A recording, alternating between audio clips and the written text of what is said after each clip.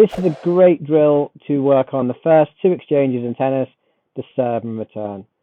The serve is going to work on their throwing action, and the return is going to work on the ready position and receiving the ball. In terms of equipment which you need a couple of throwdown spots, a giant ball, some tennis balls, and a few rackets.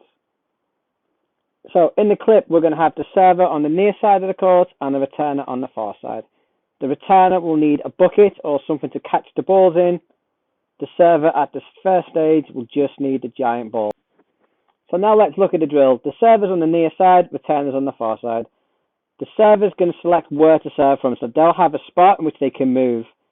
If they're feeling confident, they can move their spot further back. If they're not too sure, they can move their spot further forward. It's completely up to the player.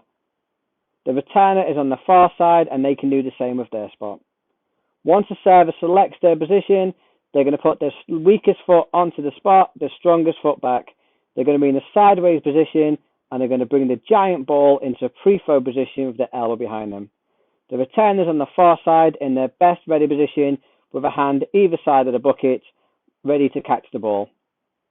The drill is very simple. The server is going to throw the ball overarm into the service box, and then the returner has to try and catch the ball into the bucket after one bounce. This is a great drill for tennis because it's sending and receiving. The servers practicing their sending skills by throwing the ball overarm cross court, and the returner is practicing their receiving skills by trying to catch the ball after one bounce into the bucket. Now, a key teaching point with this drill is to make sure that the server is putting the wrong foot forwards, or the opposite foot forwards. As you can see in the clip, the player puts their strongest foot forwards, but I just reinforced that they need to put their weaker foot forwards. After a couple of goes, I then switch the players round. Again, just making sure that the server is in the correct standing position with their weaker foot forwards, the strongest foot back, and just making sure that their elbow is nice and high, 90-degree angle, and behind them. A lot of players will try and drop the elbow quite low, or they'll bring the elbow out in front of the body, which is the case in this clip.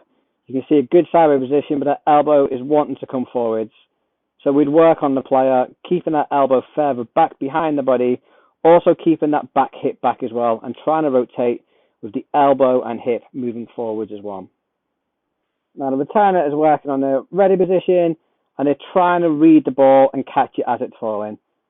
As you see here, the player is struggling to catch the ball after one bounce just because they're not reacting. They're probably too close to the ball as well. So I would work on the player, moving this spot a little bit further back and giving themselves a little bit more time and space. Now we move into the rackets.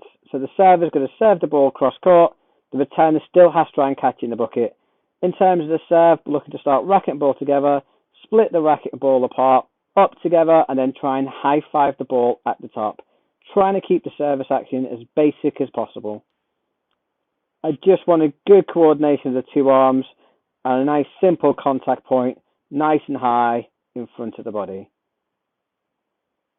So my demonstration here is talking about the stance, together, split, up together, and then high five the ball at the top.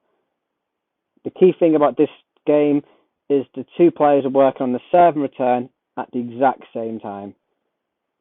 I'm a big believer that the serve should not be practiced in isolation. So even in this 2-on-1 lesson, we have the two players working on two different situations, and it is very much like a real game of tennis. So in this next clip, we have the two players now both with their rackets. We're now moving towards what the players would class as a real game of tennis. We have the player the far side hitting the serve, and the returner now has to try and return the ball. Straight away I noticed that the returner has positioned themselves far too much towards the middle, but I don't highlight it straight away. What I want is the server to hit a couple of serves into that space, and then I'll question the returner on their position. So here the server serves quite wide into the space and wins the point easily. The returner is nowhere near it. So I start to question the returner on their positioning. So I ask a couple of simple questions about where is the best place to stand. The player answered me correctly by saying the middle, but they've positioned themselves towards the middle of the court. So I would then start to ask them about space. How much space have they left out towards the tram line? And as you can see, the players now start to get the understanding of the drill, and they start to position themselves much towards the middle of the service box. But we then look at the length and the player again makes the correct decision by moving back towards the centre. I'm a big believer that players should make the bulk of the decisions in practice. By allowing the players to pick the position to serve and return from, starts to give them more of an idea of independence. They have to make these decisions when they're playing matches. Obviously, we have two beginners here, so I want them to start to understand the concept of space and time. By getting them to decide where to stand and where to conduct the drill, it just helps with that decision making.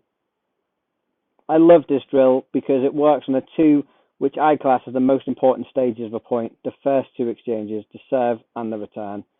This drill can be developed with players of all ages and standards, and it's one that I highly recommend. Hopefully you've enjoyed this video. If you have enjoyed it, do me a favour, smash that like button. We are slowly growing with subscribers. We still need a few more. So if you do like these videos and you would like to see more, please do me a huge favour. Please subscribe to the video. It really helps with YouTube in terms of YouTube pushing our videos to more people. Thank you for watching, and I'll see you soon.